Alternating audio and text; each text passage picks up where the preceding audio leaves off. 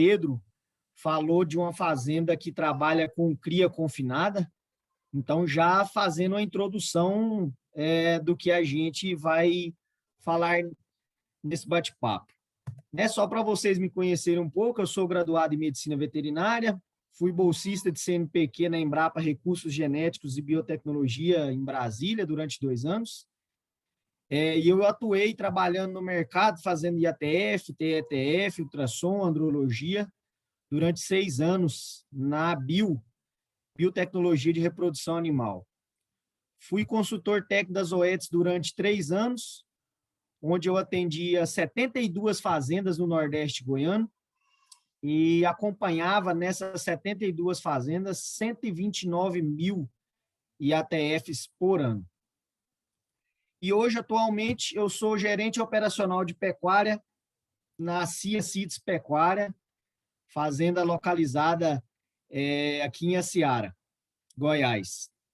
Na verdade, são 3 fazendas, né?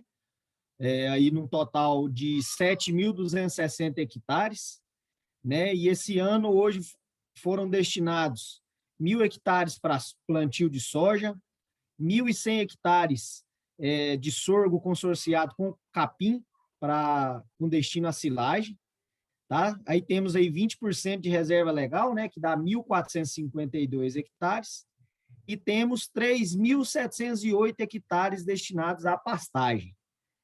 E aí eu tenho diversos tipos de capim, tá?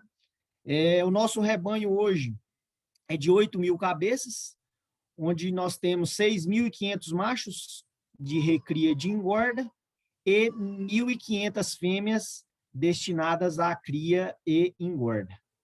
Né? O confinamento aí para 5.000 cabeças estáticas, né? E tirando o projeto de pecuária, só para vocês conhecerem a empresa, nós temos 20.000 hectares de lavoura na Bahia, aqui no oeste da Bahia, Rosário, Correntina, Luiz Eduardo Magalhães, onde são produzidos algodão, soja e milho. A grande maioria da nossa produção é para sementeira, tá? Então, aqui está um pouquinho do nosso trabalho aqui na Pecuária CIA Seeds. Né? E eu gosto de iniciar esse bate-papo com essa frase do professor, né, Fernando Penteado, que ele diz o seguinte: o Brasil é um país em que as pessoas acham muito, observam pouco e não medem praticamente nada, né? E ele tem razão em falar isso, que nós encontramos muito pecuarista, muitas pessoas que trabalham pecuária ainda no achismo, né? Sem mensurar, sem fazer conta, e indo muito, às vezes, pela cabeça das outras pessoas, sem fazer a conta. E a gente sabe que cada fazenda tem uma realidade, né? Não adianta eu pegar a minha conta, a minha taxa de lotação, o meu rebanho e querer aplicar em todas as outras fazendas, que nós não vamos conseguir. Né? Então, alguns indicadores aí para...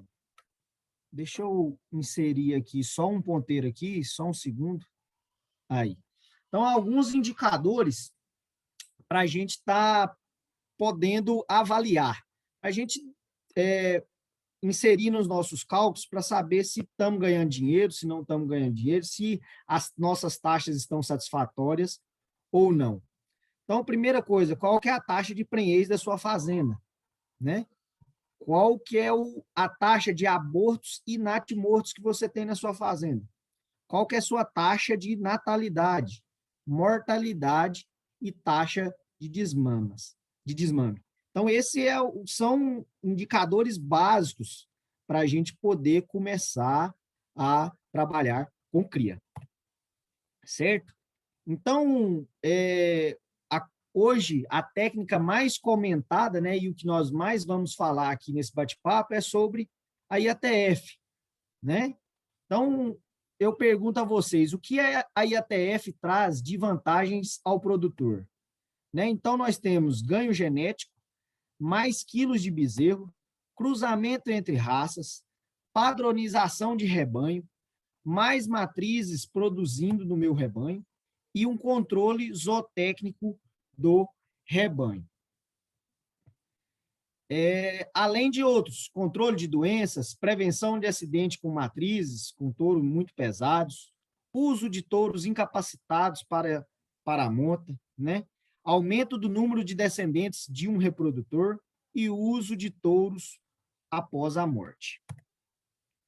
E aí, se eu utilizar IATF, eu vou ganhar mais dinheiro? Sim ou não? Vamos ver, vamos fazer conta, né? Próxima pergunta.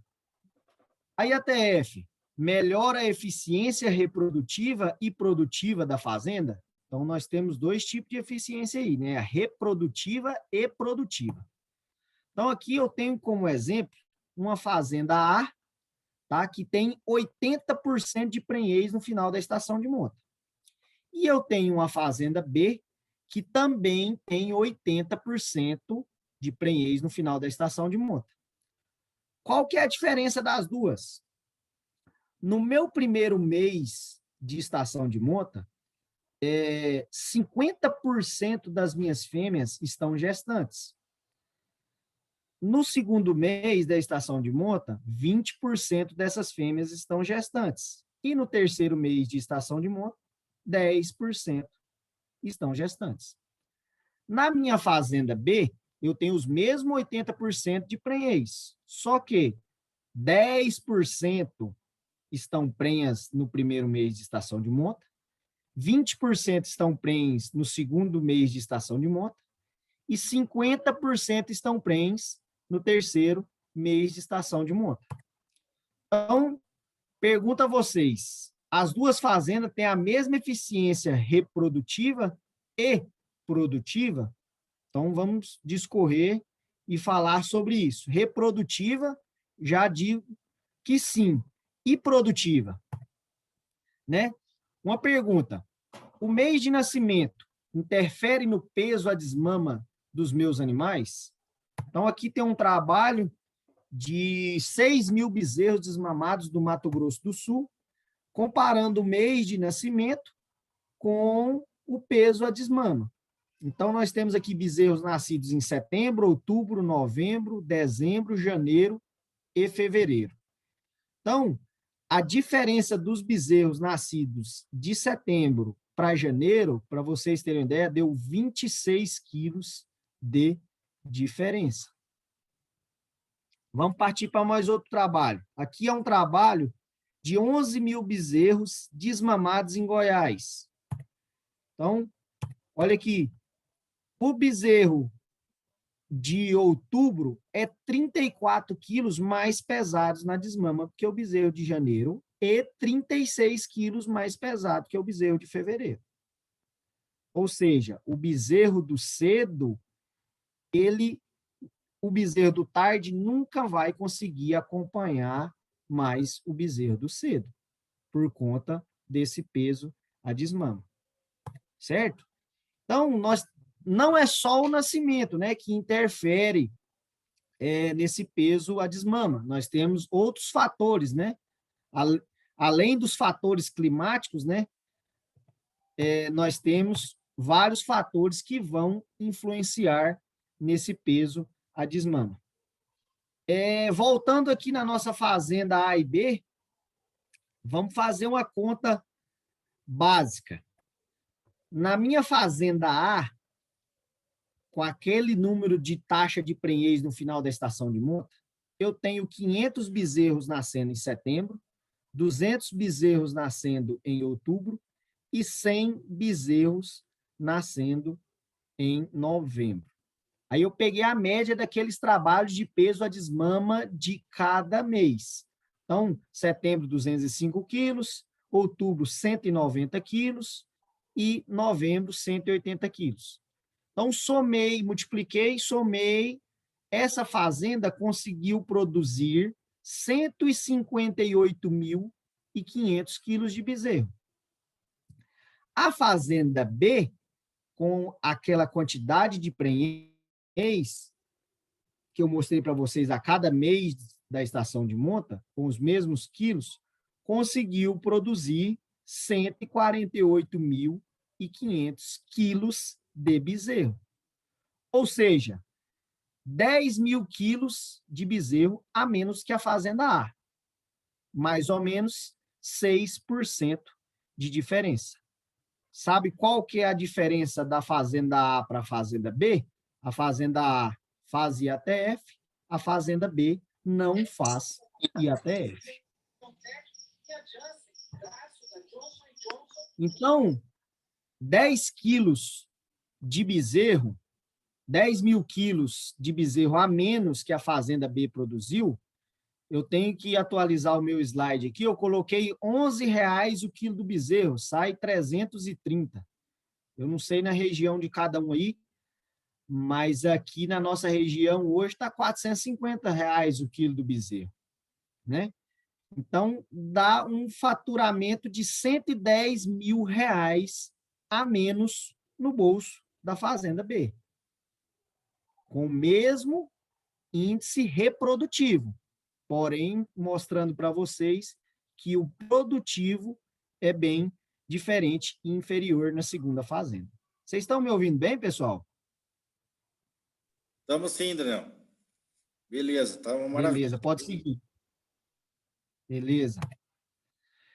Outra pergunta. O mês de nascimento interfere na idade ao abate dos meus animais? Então, está aqui um outro trabalho mostrando aqui, azul escuro, bezerros que foram abatidos até 2 anos e meio de idade, um azul intermediário até 3 anos de idade e o azul bem clarinho acima de 3 anos. Então, aqui é o trabalho mostrando que 100% dos meus bezerros nascidos em setembro, eu consegui matar eles até 2 anos e meio de idade. Os meus bezerros de outubro, 66% eu consegui abater até 2 anos e meio, 13% até 3 anos e 20% acima de 3 anos. Novembro, 38% até 2 anos e meio, até 3 anos, 38% também, e 23% acima de 3 anos. Em dezembro, eu não consegui, os bezerros de dezembro, eu não consegui matar nenhum até 2 anos e meio. 60% até 3 anos e 40% acima de 3 anos.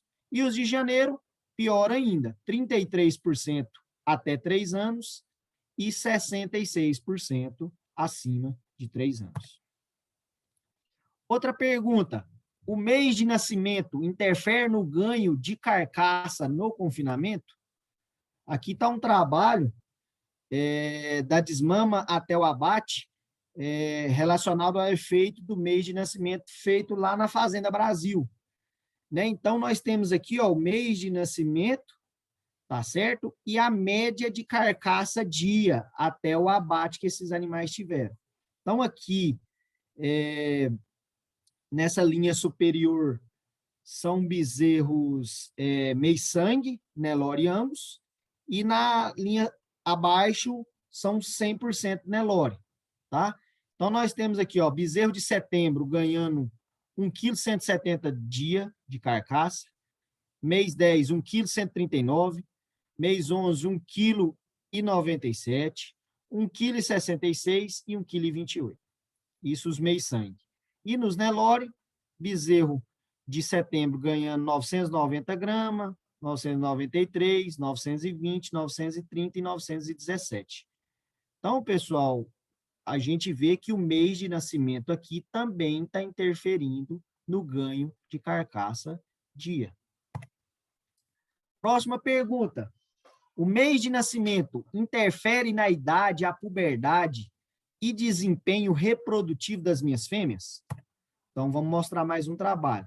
Então, aqui é um trabalho feito pelo Isaías, tá certo? Mostrando a relação de mês de nascimento versus puberdade. Então, eu tenho bezerras nascidas em julho e agosto, 45% delas estavam púberes no início da estação de monta. As de setembro e outubro, 27%, e as de novembro e dezembro, 16%. Outro, mês de nascimento versus prenhez final da minha estação de monta. Então, bezerras, novilhas que nasceram entre julho e agosto, 88% estavam prenhes no final da estação de monta. Setembro e outubro, 84%. E novembro e dezembro, 72%. Mostrando também que o mês de nascimento interfere na prenhez final da estação de monta. Desculpa. Outro trabalho mostrando também as taxas de prenhez final da estação de monta relacionados ao mês de nascimento, mostrando mais uma vez que quem nasce mais cedo emprenha mais. Outra pergunta.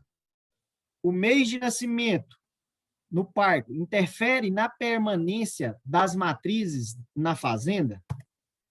Então, tá aqui, voltei lá na minha fazenda A e B. O que vocês acham que vão acontecer com essas matrizes que pariram aqui no primeiro, segundo e terceiro, que emprenharam no primeiro, segundo e terceiro mês na estação de monta, e em relação a essa fazenda aqui, que foi totalmente o oposto. Então, o que provavelmente acontecerá com as vacas na próxima estação de monta, comparando a fazenda A com a fazenda B? Então, está aqui, ó, taxa de prenhez final por mês de parto. Então, as vacas que pariram em agosto, setembro e outubro, todos acima de 90% no final da estação de monta. Novembro e dezembro já diminuiu de 90%. E assim sucessivamente. Quanto mais tarde ela parir, menos chance ela tem de emprenhar dentro da minha estação de monta. Aqui um outro trabalho, mostrando também o mesmo índice, aqui é lá da Fazenda Brasil, um trabalho que eles fizeram, tá? Vaca parida do mês 9, vaca parida do mês 10, vaca parida do mês 11, mês 12 e mês 1. E a taxa final de estação de monta que eles tiveram esse ano. Então, quanto mais parir tarde, menos chance ela tem de emprenhar. Então, que está tampando o meu... Aqui, beleza. Como desmamar bezerros mais pesados, abater animais mais precocemente, aumentar o número de novilhas púberes no início da estação de monta e melhorar o desempenho reprodutivo do meu rebanho.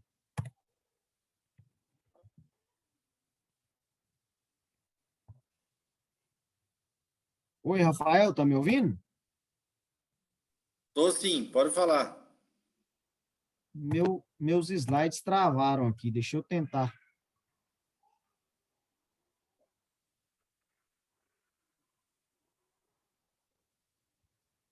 Meu slide travou aqui, rapaz, não quer mudar?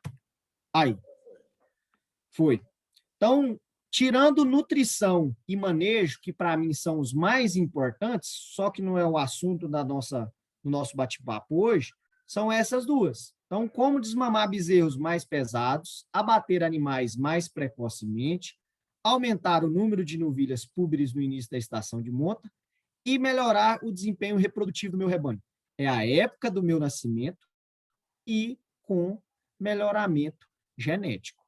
Então, esses dois, tirando nutrição e manejo, que para mim são os mais importantes, né? Os nossos colegas mostraram isso aí nas apresentações anteriores, é a época de nascimento e o melhoramento genético. Então, para quem está começando ou ainda não trabalha com estação de monta e quer implementar na fazenda, então, como avaliar a minha eficiência reprodutiva? Então, a sugestão é que no primeiro dia de estação de monta, saber qual a porcentagem de matrizes que estão paridas. Então, essa aqui é uma sugestão boa, e hoje nós temos trabalho mostrando que uma boa eficiência numa fazenda é que, no mínimo, 50% das suas matrizes estejam aptas no primeiro dia da estação de montas, ou seja, paridas acima de 30 dias de gestação. Em fazendas de cria, qual que é o principal objetivo? Então, o nosso principal objetivo é um bezerro por vaca ano, né? Mas, Daniel, isso eu já consigo. Como que eu posso melhorar? Um bezerro bom por vaca ano. Já é uma melhoria. Não, eu quero melhorar mais ainda. Então, um bezerro bom por vaca ano, com intervalo entre partos de 12 meses. Certo? Então, um bezerro bom por vaca ano é aquilo que a gente deseja na nossa fazenda, né? Então, aí nós temos trabalhos hoje mostrando vacas desmamando bezerro com 50%, 52%, 54% do peso vivo dela, né? Muito interessante. Mas isso, pessoal, não é nada fácil, né? Vou mostrar para vocês. Um ano tem 365 dias, né? O período de gestação médio de uma vaca Nelore é de 290 dias. O período de involução uterina é de 30 dias, ou seja, 290 com 30, nós temos 320 dias. Se o ano tem 365 dias, menos os 320 que a gente tem perdido, a gente só tem 45 dias para emprenhar essa vaca. É fácil? Não é fácil. Então, um bezerro bom por vaca ano, com intervalo entre partos de 12 meses, temos apenas 45 dias para emprenhar uma vaca. Então, aqui é um trabalho mostrando para vocês, eu vou passar bem rapidinho aqui para a gente não perder muito tempo, mostrando como que funciona o processo dentro da fazenda, né? Então, eficiência reprodutiva de vacas de corte na estação de monta de 4 meses. Então, uma vaca, o intervalo entre partos de 12 meses, então eu tenho que 10 partos dessa vaca. Ela não falhou nenhum ano dentro da minha fazenda. Quando eu tenho um intervalo entre partos de 13 meses, essa vaca vai ter 1, 2, 3, 4, 5 partos. Quando ela for parir o sexto, ela vai falhar aquele ano. Vai passar vazia. Com 14 meses, no quarto parto, ela vai falhar. Aí, se eu segurar ela na fazenda, lá no 8º parto, ela vai falhar o ano de novo. Com 15 meses, no 3º parto, ela vai falhar aquele ano. No 6º, se eu segurar ela no 6º parto também, e no 9º parto, consequentemente. Com 16 meses de intervalo de partos, no 3º parto também ela vai falhar. Com 17 meses de intervalo entre partos, no 2º parto ela já vai falhar. E com 18 meses também. Não, Daniel, mas eu faço aqui na minha fazenda, eu faço certinho, tá? Eu não seguro vaca falhada, eu descarto tudo. Então, a vaca com intervalo entre partos de 12 meses vai deixar 10 crias na fazenda, a de 13 meses deixa 5 crias, a de 14 meses, 3 crias, a de 15 meses, 2 crias, a de 16 meses, 2 crias, a de 17 meses, 1 cria, e a de 18 meses, apenas 1 cria. Então, você investe em melhoramento genético. Hoje temos fazenda trabalhando, fazendo precocinha. Aqui na Cia Seeds, a gente está trabalhando com 1000 precocinha, tá certo? Emprenhando elas com 12, 13 e 14 meses. E aí você investe em tecnologia, em genética, não faz o trabalho bem feito, no intervalo entre partos eu vou e perco tudo que eu fiz lá atrás por conta desse reemprenhar, né? E o nosso grande vilão é o famoso anestro, né? Então, o anestro é o estado de completa inatividade sexual, né? Ou seja, sem manifestação de estro, sem manifestação de cio, né? É um grande limitante para a inseminação artificial e monta natural, né? Duração variável, tá certo? Então, nós temos classificação de anesto. Nós temos gestacional, o estacional, o patológico e o pós-parto, que pode ser por amamentação e problema nutricional, né? Então, está aqui um trabalho mostrando a taxa de ciclicidade relacionada aos dias pós-partos, né? Então, com 30 dias de parto, apenas 17% das vacas deram cio. Com 40 dias de parto, apenas 20%. E com 70 dias de parto, olha aqui, apenas 45% das nossas vacas. Isso aqui foi um trabalho feito em vaca Nelore, tá, pessoal? Com score médio de 2,75, tá? Apenas 45% deram cio com 70 dias de parto. Ué, Daniel, mas você falou que a gente só tem 45 dias, né, para poder emprenhar essa vaca.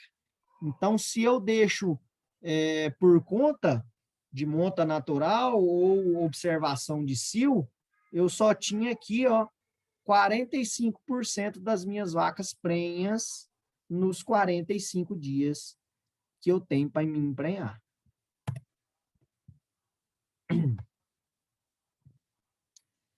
Certo? Então, aqui é um outro trabalho, é o percentual de vacas de corte paridas ciclando entre 60 a 70 dias pós-parto.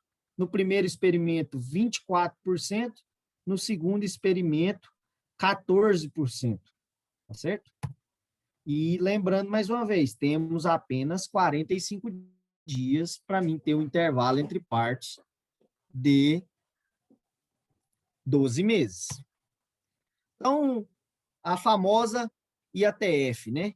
Então, é uma técnica que veio para ficar, né, utilizada há bastante tempo, e o melhor significado para a IATF, para mim, é isso aqui, ó, é uma estratégia de manejo reprodutivo que permite inseminar 100% dos animais sem necessidade de detecção de cio, com possibilidade de concepção independente da ciclicidade, né?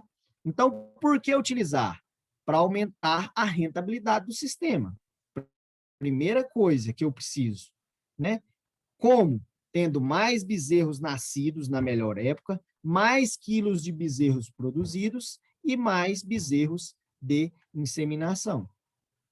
Quando utilizar IATF? Quando queremos aumentar a proporção de bezerros de inseminação nascidos na época mais favorável e não estamos conseguindo, né? O que esperar? Depende da vaca, do sêmen, do inseminador, do pasto, do manejo. Não existe milagre nesse negócio, né? Temos que fazer tudo, depende desses fatores. O resultado vai depender desse monte de fatores aqui. Então, como não existe milagre no nosso negócio, o Josmar mostrou na apresentação anterior, né, resultados de ganho de peso, e aqui na CIECID nós estamos fazendo até um trabalho, todos os trabalhos que a gente pega de prenhez, de ATF, é tudo relacionado a score corporal, né? E estamos fazendo um trabalho aqui relacionando ganho de peso diário, né? GMD, relacionando isso à taxa de prenhez. Então, quando ficar pronto, nós estamos fazendo essa estação, vai ser um prazer estar compartilhando com os colegas. Então, numa condição adversa, ruim dessa daqui, não tem milagre, né? E temos aí também, o nosso amigo Josmar falou bem de altura, de corte, de manejo, né? Aí na apresentação anterior, e temos que levar esse tipo de trabalho para a cria, né? Então, mostrando para os colegas aí, score de condição corporal, que é o SCC, né, versus resultado. Então, para quem não conhece, a gente avalia o score 1, a vaca muito magra, o score 2, a vaca magra ainda mostrando costela, score 3, uma vaca média, né, tá ideal para fazer IATF, score 4, uma vaca muito boa para fazer IATF, e score 5 é aquela vaca obesa, aquela vaca gorda, que os resultados a gente tem visto também que tem tido resultados ruins com o excesso de gordura. Então tá aí, os colegas verem, aqui a vaca 2, a vaca 2,5, 3, 4 e 5, tá certo? Aqui então a vaca 2, que é aquela vaca magra, mostrando aqui as costelas e o osso da garupa, tá certo? A vaca 2,5 é aquela que já começa a tampar as costelas e também o osso da garupa, mas a gente ainda nota, a gente vê a proeminência deles. A vaca 3 é aquela vaca que já tampou as costelas e também tampou aqui a ossatura de garupa, tá certo? A vaca 4 já começa acúmulo de gordura, tá certo? Aqui no pé do rabo, aqui no peito, tá certo? E nada de mostrar costela e osso de garupa. Outra vaca 4, né? Aí com o bezerro ao pé, tá? E a vaca 5, que é aquela vaca obesa, aquela vaca gorda, né? Com muito acúmulo de gordura nas extremidades. Aqui foi um trabalho compartilhado pelo pessoal do Gerar, das OETs, tá? Em 2017, comparando o score de condição corporal no dia do parto, se ela ganhou score ou perdeu, comparado à prenhez na IATF. Então, vamos analisar juntos aqui. Então, a vaca com alto score, acima de 3,5, ou seja, aquela vaca que pariu gorda, a média do lote lá deu 3,58. Então, na primeira IATF, elas deram média de 59% de prenhez. Quando ela manteve o score corporal do parto até o diagnóstico de gestação, a média dela deu aqui, ó, 60% de prenhez. Ela pariu gorda, manteve gorda e deu uma média de 60% de prenhez. Quando ela perdeu o peso, quando ela perdeu o score, a média dela já caiu para 56%, certo? Então, a vaca aqui chamada de moderada, com score entre 3 e 3,25, que na média que deu 3,13, né? A prenhez delas na primeira IATF deu uma média de 52,5% de prenhez. Quando ela ganhou score do parto até o diagnóstico, a taxa de prenhez dela foi para 62%. Quando ela manteve o score, a taxa de prenhez dela foi para 50%. E quando ela perdeu o score, foi para 48%. Agora, a minha vaca magra, aquela que pariu com score abaixo de 2,75. A taxa de prenhez dela na primeira IATF foi de 46%, né? Quando ela ganhou peso, foi para 47% de prenhez. Quando ela manteve, ela já está magra, ela não podia emagrecer mais do que isso, quando ela manteve, a taxa de prenhez dela foi para 44%. Ou seja, muitas das fazendas, aqui na minha região, em outras regiões onde eu trabalhei, vaca emprenhou, o cara vai me soltar a vaca no mato, solta a vaca no rapador, né? Dá as piores condições para essa vaca. Então, esse trabalho está mostrando que o score de condição corporal no parto é muito importante na reconcepção desse animal. Então, se fosse para mim escolher, ó, a minha vacada ia parir tudo nesse score aqui, ó, de moderado, de 3 a 3,25. E eu consegui colocar um peso nela pós-parto, né? Então, eu colocando pouquinho de score nela aqui, ó, foi o meu melhor índice na IATF. Então, não esqueçam, não é só importante a vaca emprenhar, e sim como a velocidade que ela empenhará dentro da estação de monta. Então, resumindo, temos que identificar as necessidades da fazenda, dominar os benefícios da inseminação artificial, ter claramente o que é a técnica de IATF e o que ela pode fazer, e entender o sistema da fazenda como um todo, né? Daniel, aí você me pergunta, quando devo começar os protocolos de IATF e o que determina se posso ou não começar o protocolo de IATF? Então, a primeira coisa é a involução uterina, né? Temos, normalmente, a gente trabalha com 30 dias pós-parto, né? Hoje, tem alguns trabalhos mais recentes, pessoal trabalhando com 22 dias, 23 dias de pós-parto e tendo excelentes resultados, tá? Mas isso são trabalhos que, na minha opinião, temos que ir mais a fundo, não dá para adotar isso em qualquer fazenda, tá?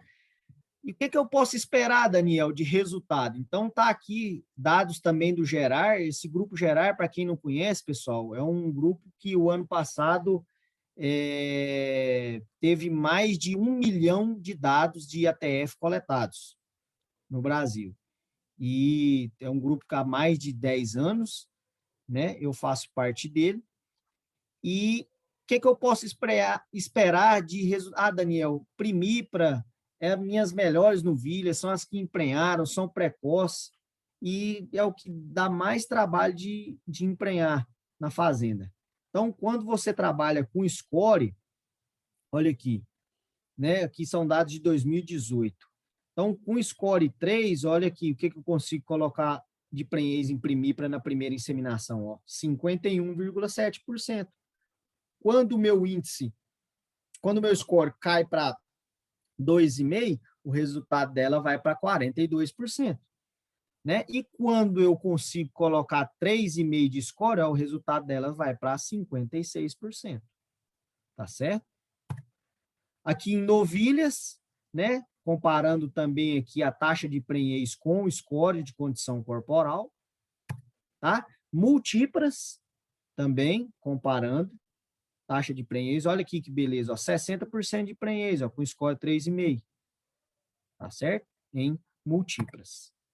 Aqui é uma taxa de prenhez, a IATF, por alteração de score. Ah, Daniel, se eu perder score, o que eu vou perder de prenhez?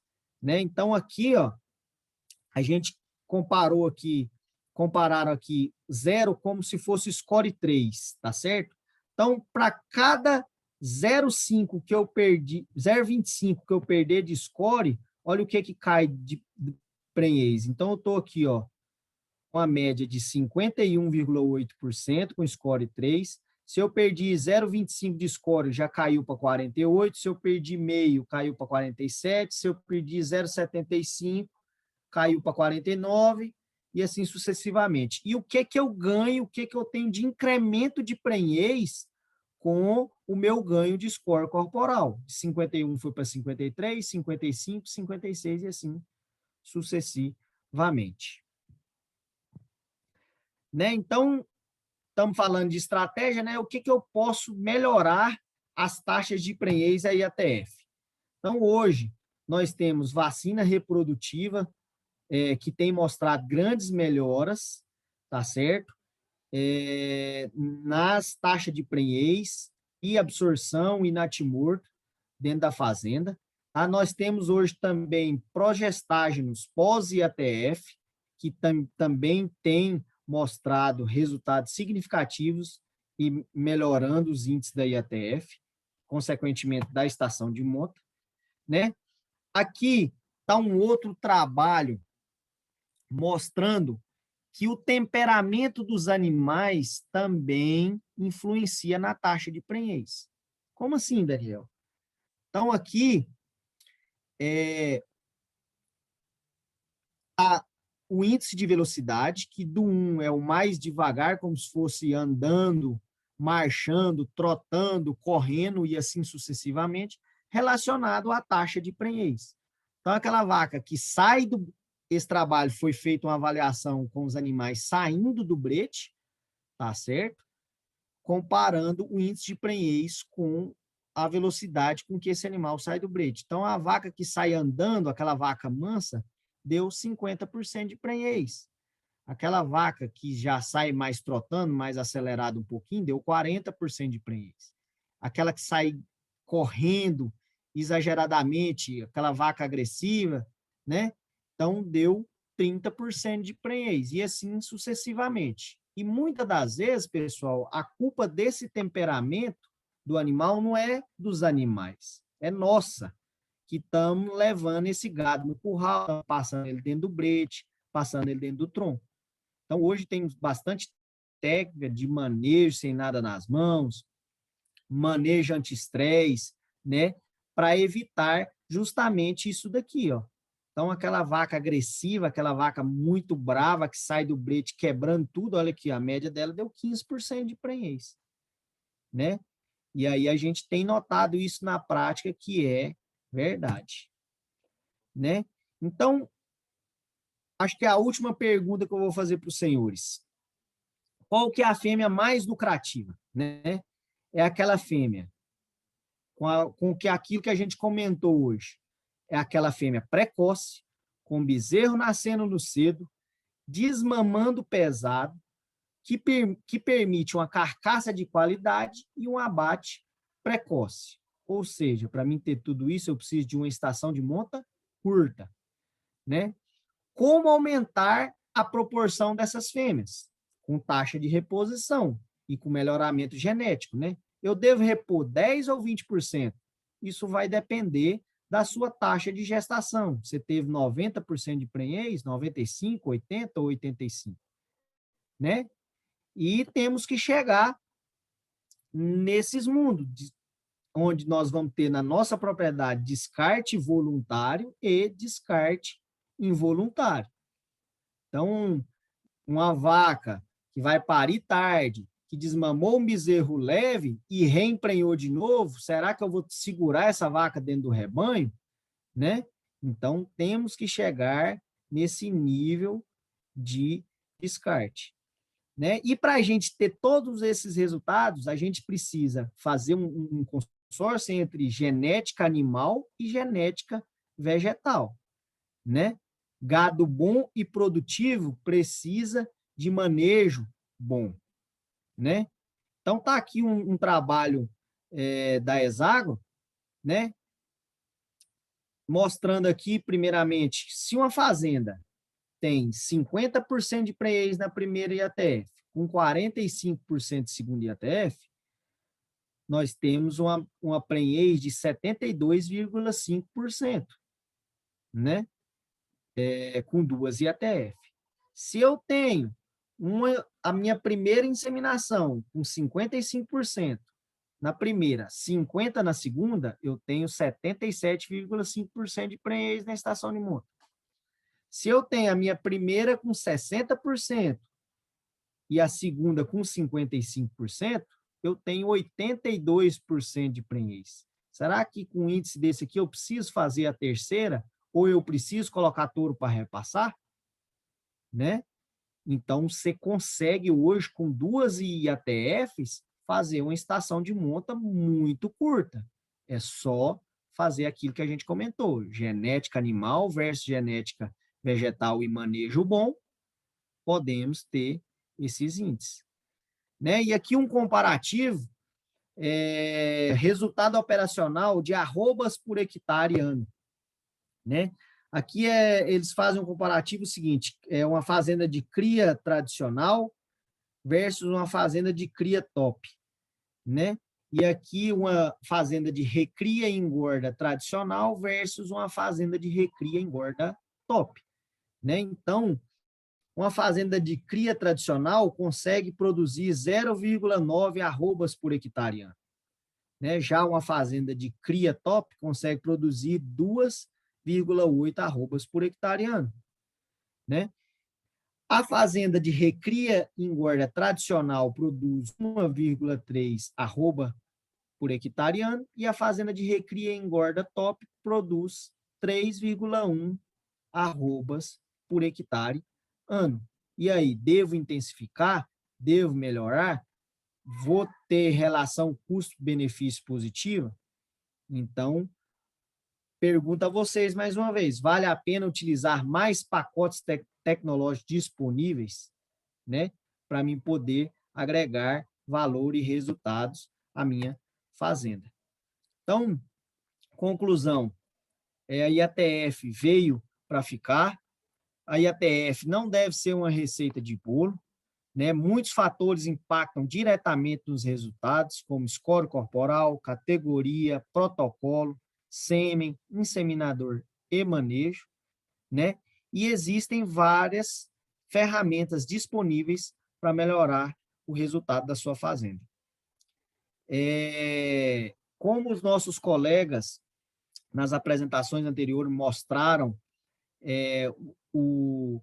mostraram uma fazenda com estação de monta invertida e o outro com uma estação de monta confinada, eu não quis entrar nesse detalhe pelo seguinte: a hora de fazer a sua estação de monta é a hora em que você tem o maior volume de comida disponível. Com o volume de comida disponível, você vai ter melhor score e, consequentemente, você vai emprenhar mais. Né? Então, varia muito de região para região. Aqui a gente trabalha com integração lavoura-pecuária, mas aqui na minha região, é uma região que chove de média, o Rafael conhece bem, o Pedro conhece bem, 900 milímetros por ano. Né? Então, a gente não consegue produzir safrinha aqui.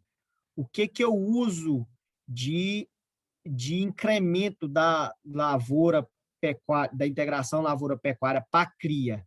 É eu manter melhor os meus score das fêmeas, né? Utilizando palhada. Então, assim eu consigo mostrar aquele trabalho que parindo melhor, parindo com score melhor, elas emprenham mais. Então, com o benefício da integração lavoura-pecuária, para mim aqui, para minha região, é isso: manter e melhorar o ganho de peso, consequentemente o score, consequentemente a taxa de prenhez dentro da fazenda. Então, na segunda, eu confesso, né, que eu fiquei com inveja lá da turma do Mato Grosso, que o menino lá da Embrapa mostrou, né, consegue produzir uma safra de soja, uma safra de milho e ainda capim para poder utilizar na fazenda. Então, esse é o melhor dos mundos, né? Mas, infelizmente, aqui na nossa região, a turma conhece bem aí, é difícil de fazer com 900 milímetros de chuva. Né? E um ano como esse ainda, com chuvas irregulares, né? Mas estamos conseguindo produzir bem. Então, por que inseminar? Resumindo, utilizar IATF, eu vou ganhar mais? Mostrei o comparativo para vocês daquela fazenda A versus B com o mesmo resultado reprodutivo, porém com resultado produtivo diferente. Então, pessoal, era isso que eu tinha para estar falando com vocês. Né? Muito obrigado mais uma vez, Rafael, pelo convite, e estamos aí à disposição para perguntas, dúvidas e sugestões. Ô, Daniel, parabéns aí pela palestra. Foi muito boa a palestra.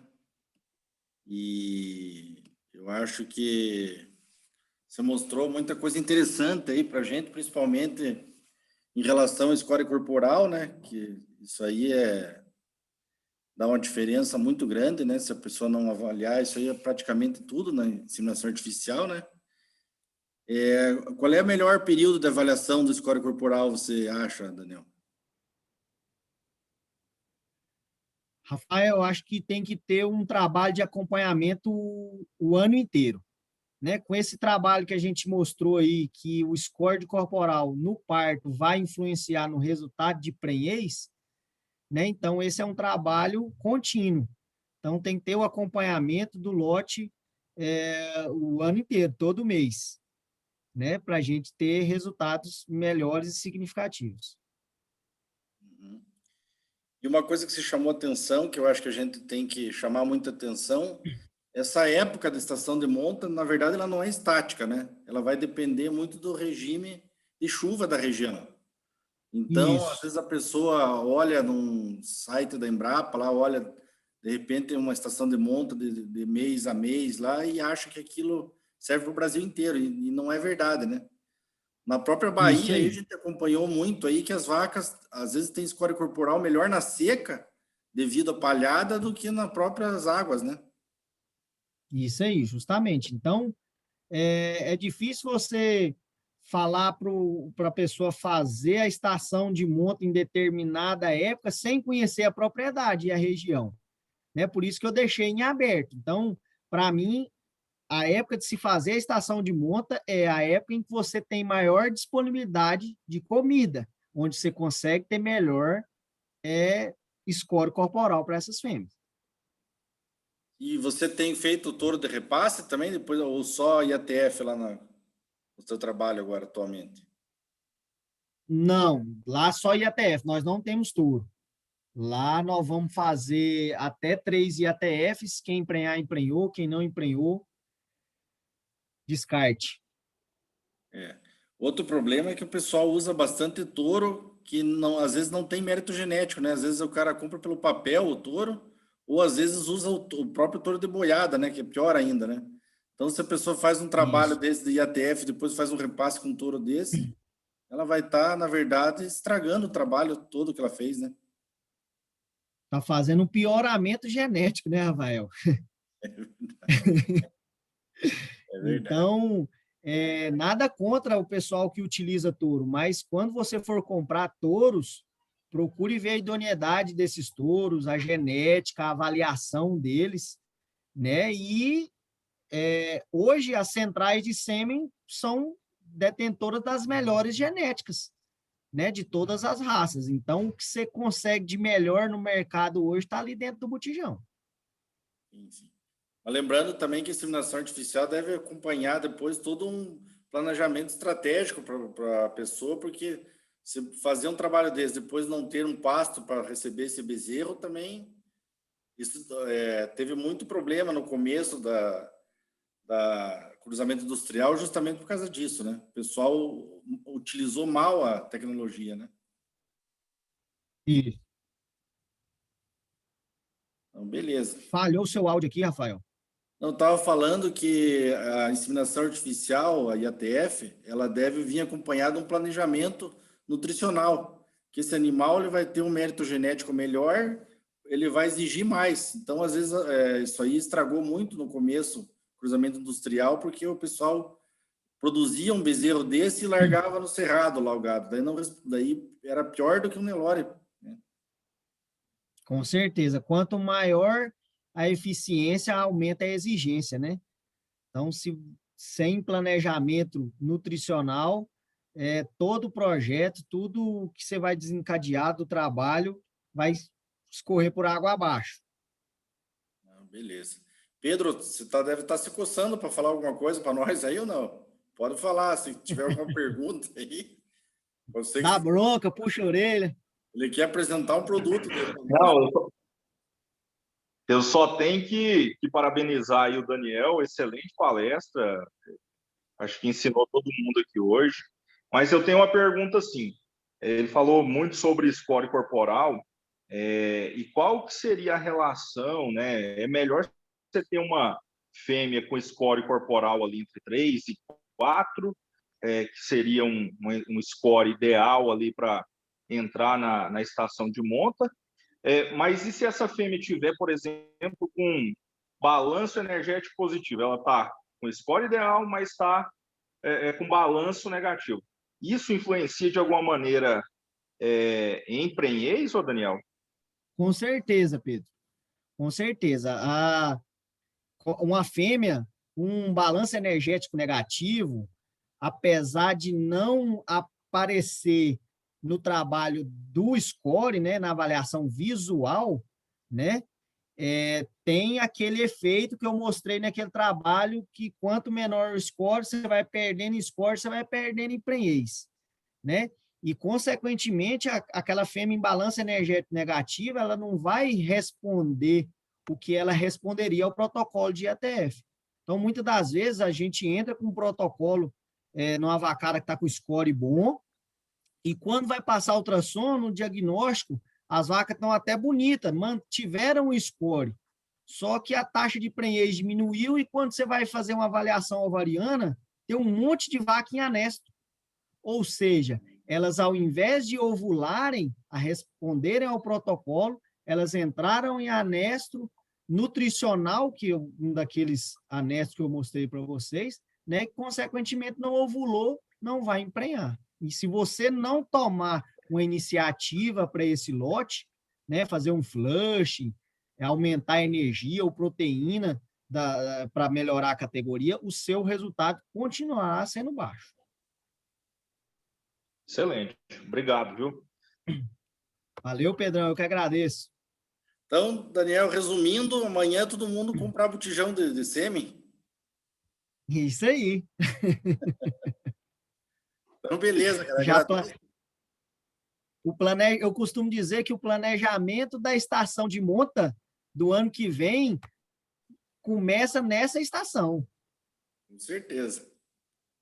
Danielzão, então, mais uma vez, muito obrigado. Um abraço aí para tua família, para a Rafa. E tudo de bom para você. Agradeço de coração aí a tua participação. É sempre bom estar falando com você. De vez em quando a gente troca uma ideia, né? Mas assim, é isso aí. Por vídeo, de vez em quando a gente se fala pouco, né? Mas eu agradeço mais uma vez. Uma boa noite para você. Alguma pergunta a mais, pessoal? Alguém tem mais alguma pergunta? Rafael, muito obrigado aí. E eu que agradeço pela participação. Bom estar falando com você, falando com todos aí sempre. E tá aí meu e-mail, meu telefone, precisando, estamos à disposição. Então, beleza. Depois eu vou pedir a palestra para todos os palestrantes, aí, para os slides, para eu colocar lá para a pessoa poder baixar, depois dar uma olhada melhor, né, nos slides, né? Ok, combinado. Está à disposição. Um abraço. Está na hora de fazer uma madeira, né? Um abração para você. Obrigado. Valeu, Rafael. Um abraço. Um abraço para todos. Valeu. Pessoal, agradeço a participação de todos aí. Uma boa noite para todos e obrigado. Foi muito bom compartilhar com vocês essas informações todos esses dias aí. Os vídeos vão estar no nosso canal no YouTube. As palestras estão todas sendo gravadas e quem não pôde assistir ou entrou depois pode assistir por lá. Beleza? Pedrão, obrigado mais uma vez, meu amigo. Um abraço para você. Tudo de bom.